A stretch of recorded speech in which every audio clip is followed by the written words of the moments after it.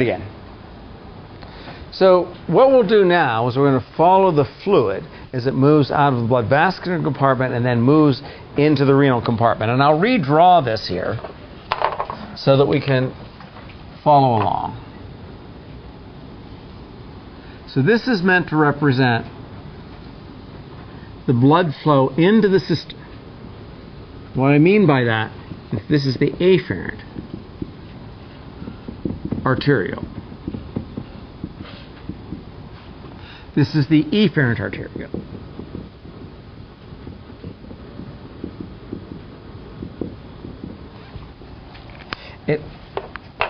This structure here, which I'm drawing simply as an oxbow, is intended to be the glomerulus.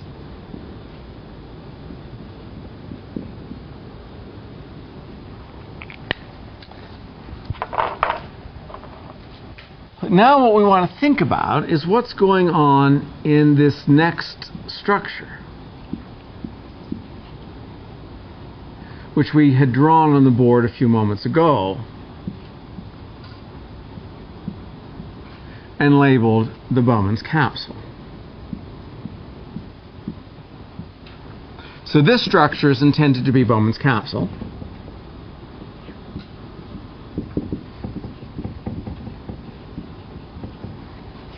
And the structure we're going to talk about now is this next structure called the proximal convoluted tubule. Now the proximal convoluted tubule, which we often will abbreviate the PCT, is basically composed of epithelial cells. If you take an histology course, it will be described as cuboidal epithelium, but it's a simple epithelium. It is a single layer of epithelial cells. And if we follow this efferent arteriole, we find that the efferent arteriole comes around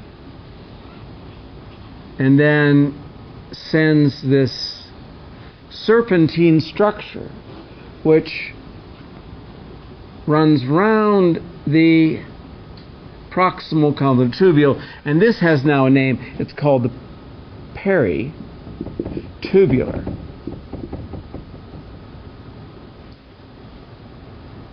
capillary.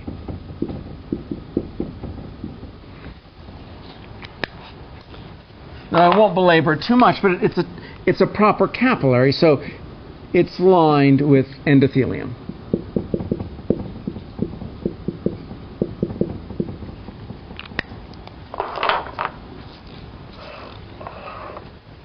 But now what we want to think about is what's the fate of the small molecules and water that have moved from the blood vascular compartment out here into Bowman's capsule and are now in this tube called the proximal convoluted tubule.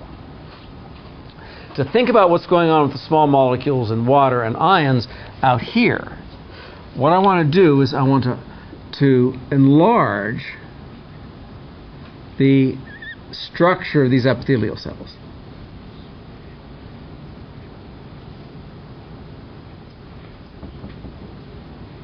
So what I'm trying to draw here are the epithelial cells of epithelial cells. These are the epithelial cells of the proximal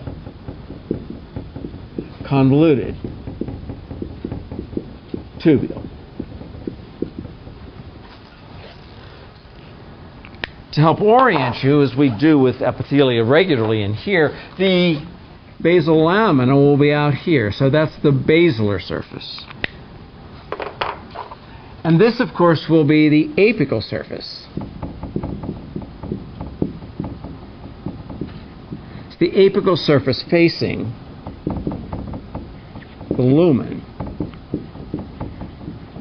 of the proximal convoluted tubule. So these ovals here are now being represented by these structures.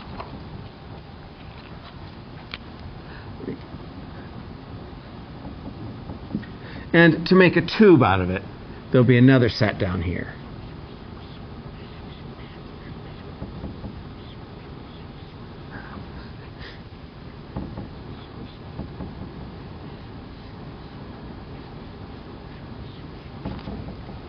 And this will be now the fluid. Sometimes we refer to this fluid as the filtrate, since it's the filtrate that was filtered from the blood vascular compartment into the renal compartment. So now we have this filtrate here in this tube. Now the question is, what's the fate of it?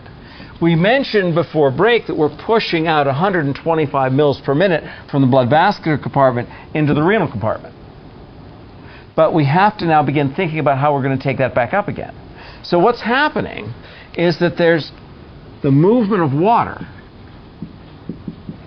moves mostly by a paracellular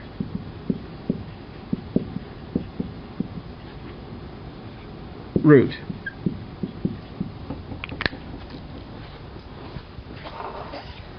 Now, although I've spent a lot of time in here telling you that there are these tight junctions which seal one cell to the next and prevent things from moving between them, we have now here an exception in the kidney. Because although these guys are all tied together by tight junctions, there seems to be some sort of a tortuous pathway where we do have these tight junctions.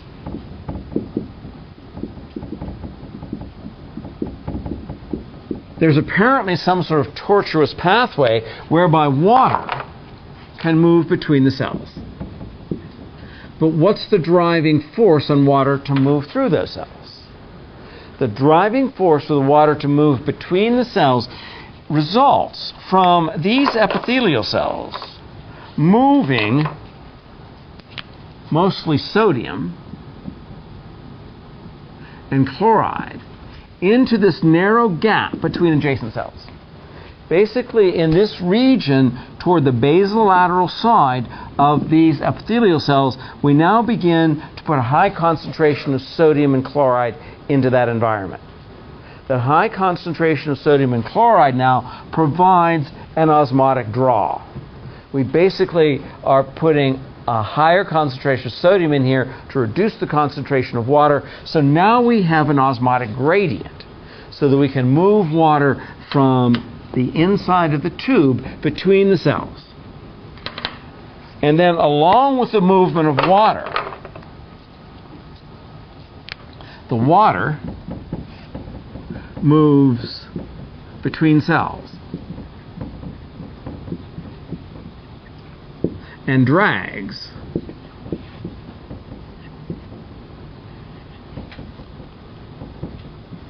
sodium and chloride with it. This movement of the ions along with the water has a name. It's called solvent drag.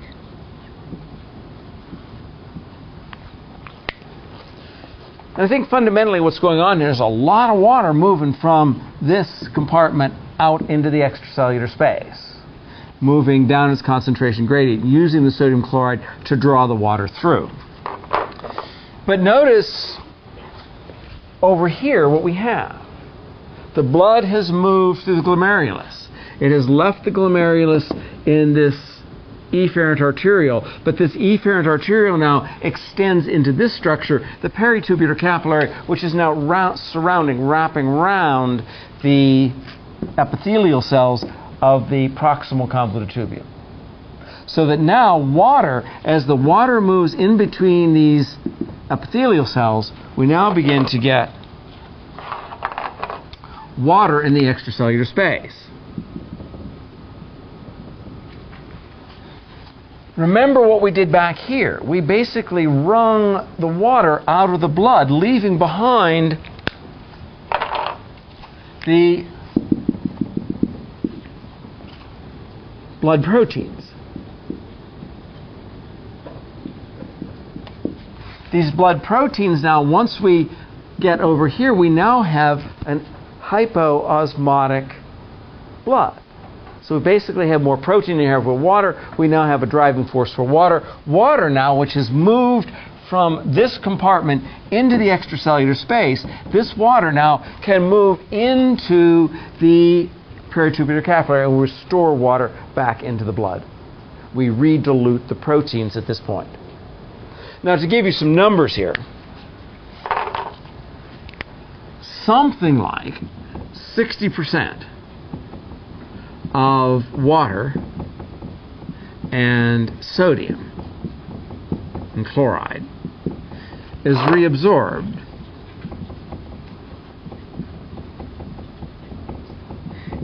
from the proximal convoluted tubule, and those ions and water now will move back into the blood vascular compartment. So basically 60% of what we shoved out of the blood vascular compartment into Bowman's capsule is reabsorbed in this relatively short stretch of the proximal convoluted tubule. It leaves 40% of sodium and water to move down into the rest of the nephron. But the initial reabsorption is the 60% of water and sodium and chloride. But there's another really important function of the proximal convoluted tubule.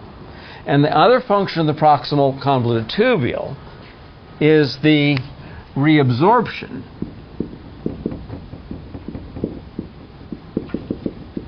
of glucose and amino acids.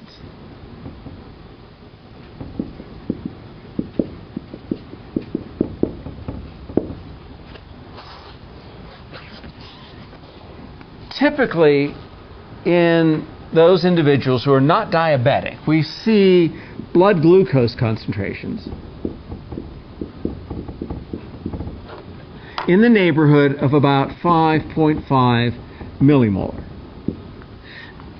If you see this in other terms, you'll often see this as somewhere between 90 and 110. I think it's milligrams per deciliter. I prefer to think about it in millimolar because those are the chemical terms we use. But typically now we are forcing out from the blood vascular compartment into the proximal convoluted tubule all of this glucose. Because remember, glucose is a pretty small molecule. So glucose as a small molecule readily moves from the blood vascular compartment into Bowman's capsule and finds itself out here in the proximal convoluted tubule. We need to be able to reclaim this glucose. Because after all, we don't want to take this major molecule that we use for energy supplies and just pee it to the outside world. So we want to reclaim it. So there are these mechanisms here in the proximal convoluted tubule for the reabsorption of glucose and amino acids. The major player here is going to be something called a sodium-driven cotransporter.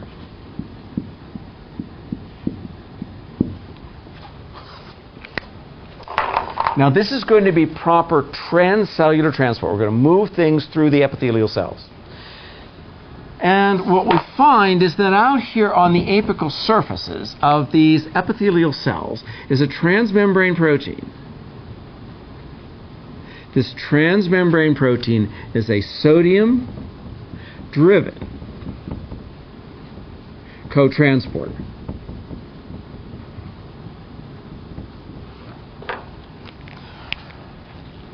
What it does is, in the extracellular space, on the apical side of these cells, it will bind an ion of sodium. And at the same time, it will bind a molecule of glucose. Now remember, more or less, because we've moved the fluid from the renal, from the glomerulus into the, since we moved the fluid from the glomerulus into the Bowman's capsule, that the concentration of sodium out here was in the neighborhood of about 130 millimolar of sodium. That's extracellular sodium concentrations, 120, 130, 140. That means the concentration of sodium out here in the lumen of the tube is also going to be 120, 130 millimolar. Typically, the concentration of sodium inside a cell is in the neighborhood of about 10 millimolar. So now we have a gradient. We have something like 12 to 13 times as much sodium in the outside of the cell as on the inside of the cell. So that now we can use that gradient. We can use the disparity in extracellular sodium with respect to intracellular sodium so that we bind glucose on the outside, bind sodium on the outside, and this molecule then effectively turns inside out. When it turns inside out, it deposits on the inside of the cell a sodium ion and a glucose molecule. All of these cells lining the proximal convoluted tubule are equipped with these transporters. And you can imagine here what's happening is we're filling this bucket with glucose and sodium. And as we fill this bucket with sodium and glucose, we're now going to get to the point eventually where the concentration inside the cell and out here will be the same. So there must be some way to remove that excess sodium and that excess glucose. So out here on the basolateral surface, out here is going to be a protein known as the sodium potassium ATPase. And what sodium potassium ATPase does is it takes ATP and it pumps sodium out. And in return, it brings potassium back in. So as the buckets fill with sodium, we use the sodium potassium ATPase to move the sodium to the outside world. That outside world is right adjacent to the peritubular capillary, which, if you follow it back, originated in the glomerulus. So now, again, we have squeezed out most of the sodium. Much of the sodium gets squeezed out here in the glomerulus, so that now we have a gradient, so that the sodium that's moving into the extracellular space on the basilar side of these epithelial cells is now able to diffuse back into and across the endothelium into the peritubular capillary.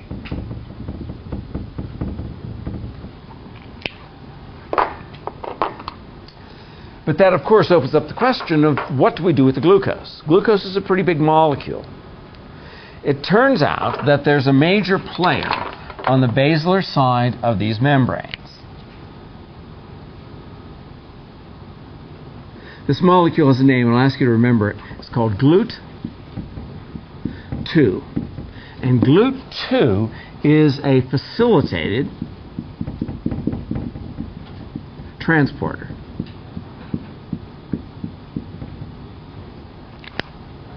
This term, facilitated transporter, simply tells us that the glucose moves through it.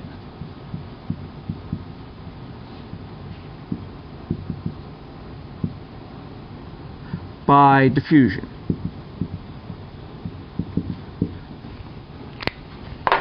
These are great big proteins, and they have great big channels in them. And they simply allow the glucose to flow from where it's in higher concentration here in this epithelial cell out into the extracellular space. But remember, there's a continuous flow of blood through the peritubular capillary. So that now the glucose can move from the extracellular space across the endothelial cells into the blood capillary and be swept away. So now we're constantly taking up any glucose that moves into the extracellular space here and sweeping it away in the blood vascular compartment. One of the things that happens in diabetics, particularly type 1 diabetics, is that there gets to be a high concentration of blood glucose. These concentrations can go up, 20, 30 millimolar.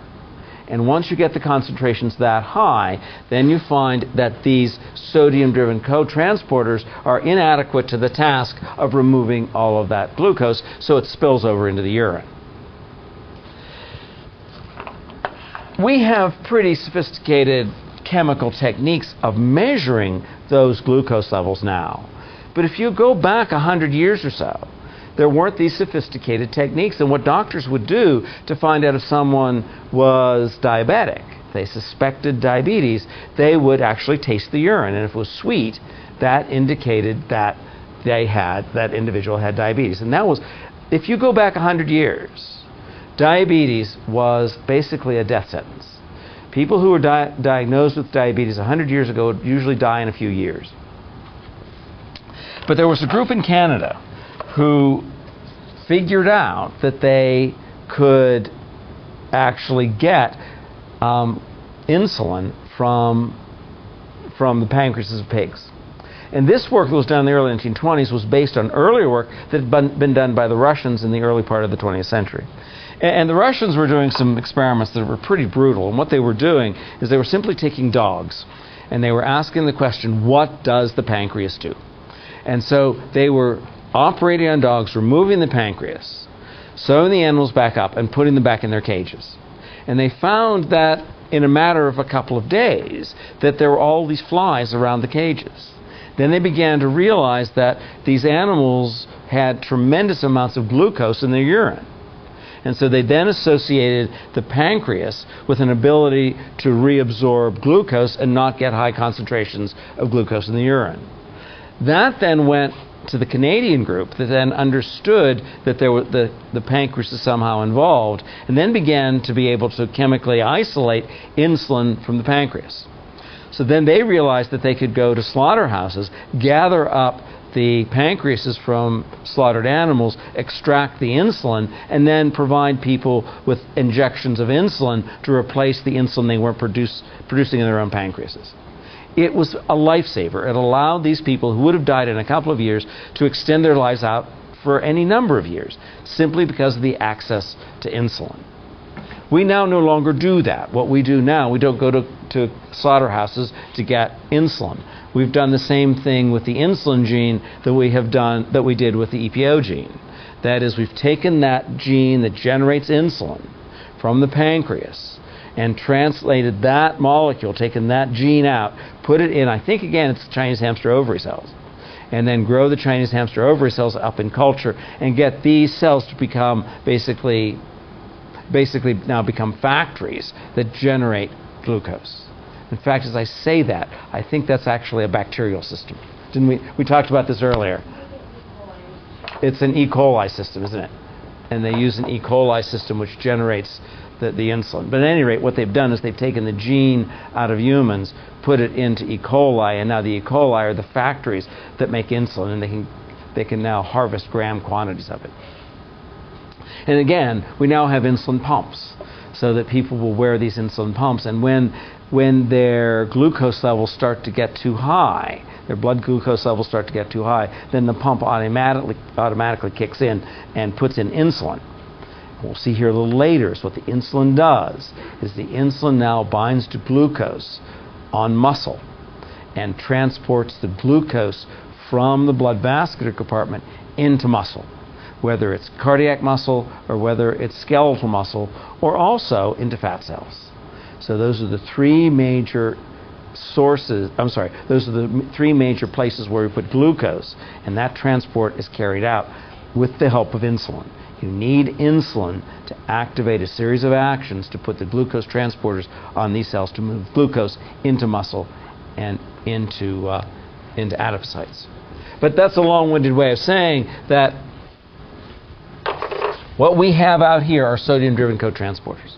And if the blood glucose levels get too high, once these blood glucose levels get up to 30 or so millimolar glucose, then there simply aren't enough of these sodium-driven cotransporters to move the glucose from the lumen of the proximal convoluted tubule into these cells and back into the blood. So you basically saturate those sodium-driven cotransporters. So any questions to that? Yes?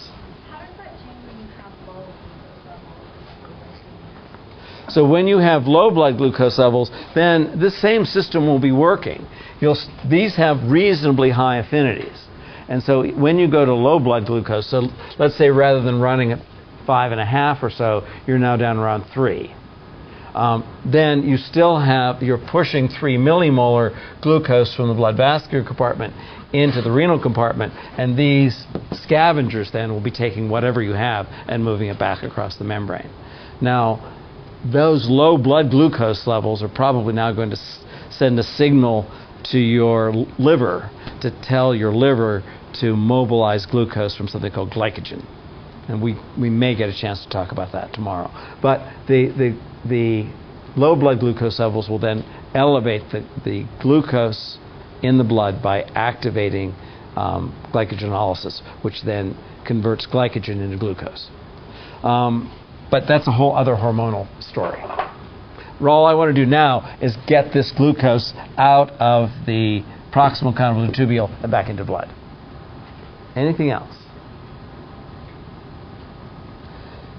There's another related character here, because among the other small molecules that you want to reabsorb beyond glucose will be the amino acids. There are plenty of free amino acids in the plasma, and so you want to reclaim those as well. And so what happens is you have a very similar kind of molecule. They're a kind of similar gene family. They're out here, and this again is a sodium-driven cotransporter. But now this molecule, rather than binding glucose, will bind an amino acid. It binds an amino acid along with a sodium ion. The transport occurs in the same way. You flip it across the membrane, you put a sodium ion in here and an amino acid. Then out here on the surface, again, is going to be a facilitated amino acid transporter. So in this way, any of the amino acids which have left the blood vascular compartment, gone into the renal compartment, can now be reabsorbed across these proximal convoluted tubule epithelial cells. Now, if you get down into the weeds on this, you'll find that there are a number of different amino acid transporters. Some of them are for aromatic amino acids, some are for hydrophobic amino acids, some of them for charged amino acids. But for our purposes here, it's just an amino acid transporter using sodium to move these molecules from the lumen of the tube into the cell and subsequently out of the cytoplasm of these epithelial cells through a facilitated transporter into the extracellular space to move back into the blood. And in that way we can reclaim those molecules. But again, this is just the beginning of where we're going to start thinking about the function of something called the nephron. Let's talk about here the structure of the nephron and its position.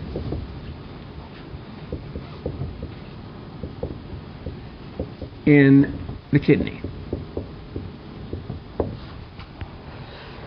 Now, the truth of the matter is, I'm going to tell you this story based on something called the juxtamedullary nephron. The juxtamedullary nephron is only about 15% of all the nephrons in the kidney. It's a very small subset. But it's a really important subset because what it's going to do is it's going to set up something known as the corticomedullary gradient. The corticomedullary gradient, we'll see here in a little bit, is essential for kidney function. And the structure of the nephron is such that we begin here with Bowman's capsule.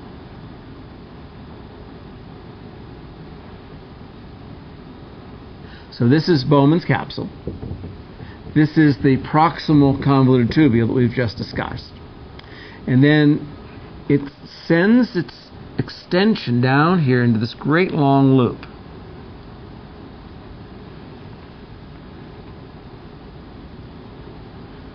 This structure has a name. It's called the descending limb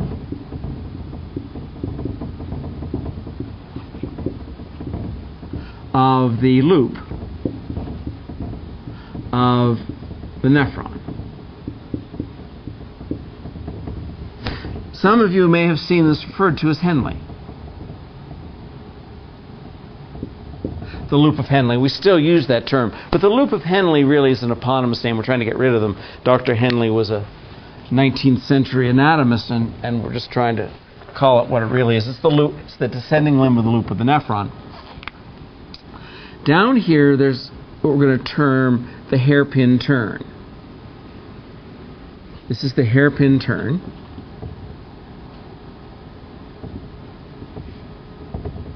Implying that it's a sharp turn. And we go from the descending limb, and over on this side, we now start into a structure known as the ascending limb.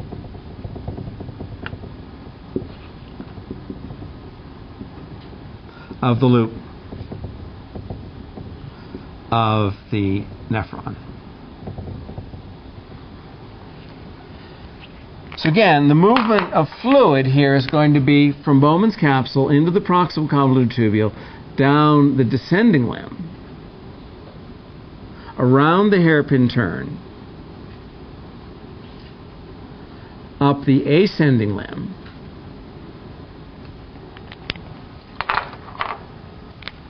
into a structure here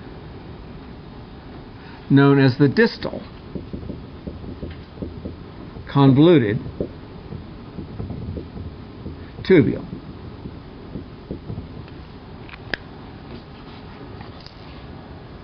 Now, I want to emphasize one more thing here because it's going to become important later. There's a region in here called the thick segment of the ascending limb. And down here is a region known as the thin segment. And this terminology of thick and thin is really just referring to the thickness of the wall. So this will now be the thin segment of the loop of the nephron.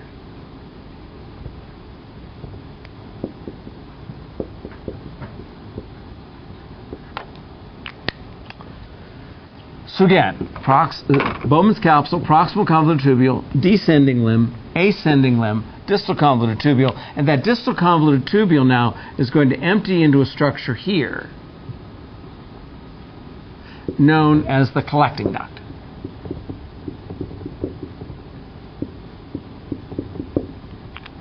The collecting duct itself is not considered to be part of the nephron. The nephron is only considered to be the Bowman's capsule, proximal convoluted tubule, descending and ascending limbs, and the distal convoluted tubule. Now the next thing I want to do here is I want to try to put this into some kind of context. Try to draw an oversized kidney here.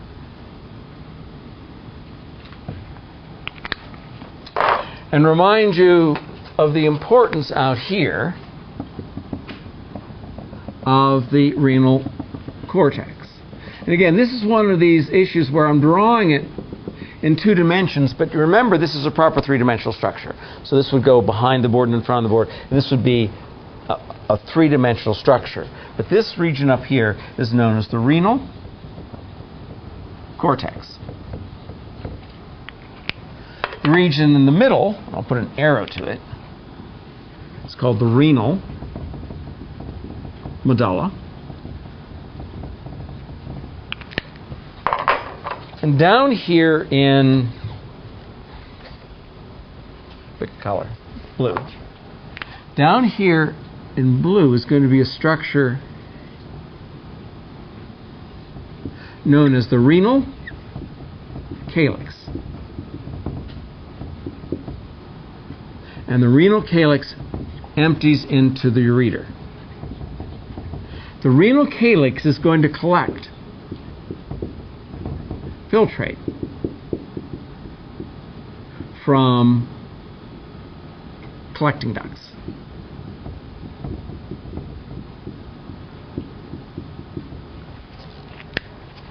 Remember, the renal calyx, the ureter, goes to the outside world. So now what we want to think about is what's going on up here in relationship to this structure the nephron.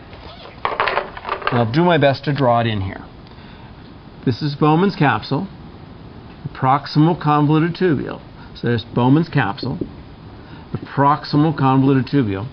And now the proximal convoluted tubule leaves the cortex and dives down across the medulla.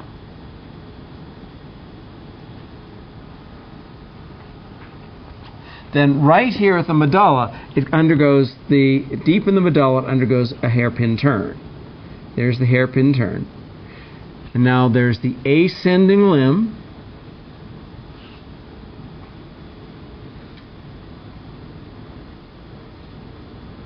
To the distal convoluted tubule. And the distal convoluted tubule now empties into this structure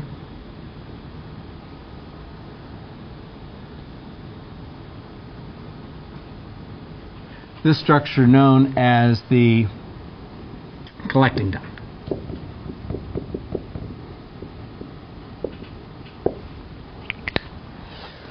Now again, what I'm showing you here is the so-called juxtamedullary nephron.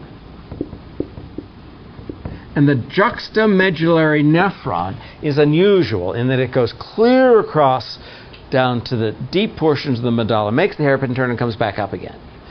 Most of the nephrons we talk about don't go clear across. They just go part way.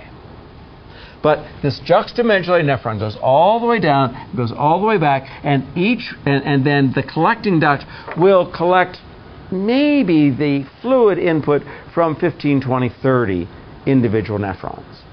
So it's a collecting duct, so it's going to be collecting fluid from several different nephrons. In the last couple minutes, let me put this together, and then we'll talk about its significance tomorrow. As we look at the ionic concentrations between the renal cortex and the medulla, we find that we generate something called a cortico-medullary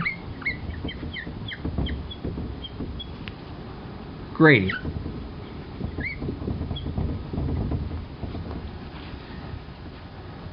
If we measure the osmolality up here in the cortex, we find that the osmolality up here is about 300 milliosmoles. Most of this is coming from sodium and chloride. I think it's about 130 from sodium. It's a little bit less from chloride. I think it's about 120. And then there are other small molecules. There's also calcium and phosphate and all these things, which bring this up to 300 milliosmoles. Don't worry about what the components are, but we have 300 milliosmoles out here. But if we were then to take measurements from the cortex at intervals along the medulla, we find that we start up here at 300 milliosmoles, but we can reach concentrations down here deep in the medulla as high as 1200 milliosmoles. It turns out that this 1200 milliosmoles is about 300 millimolar sodium, about 300 millimolar chloride, and then about 600 millimolar urea.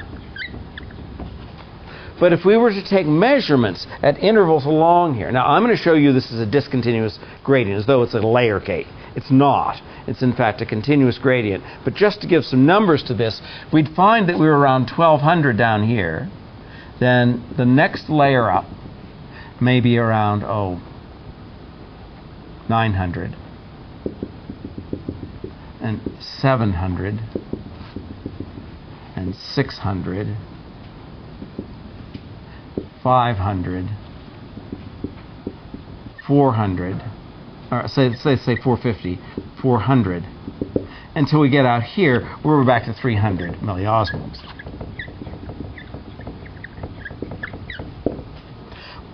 What I want to leave you with is the juxtaposition of this juxtamedullary nephron as it sits in the kidney, extending from the cortex into the medulla, and how the epithelial cells lining this structure, are going to be facing an ever-increasing osmotic gradient in this direction through the descending limb and an ever-decreasing one through the ascending limb. And we'll talk tomorrow about how we both generate and exploit this gradient to move ions across these epithelia.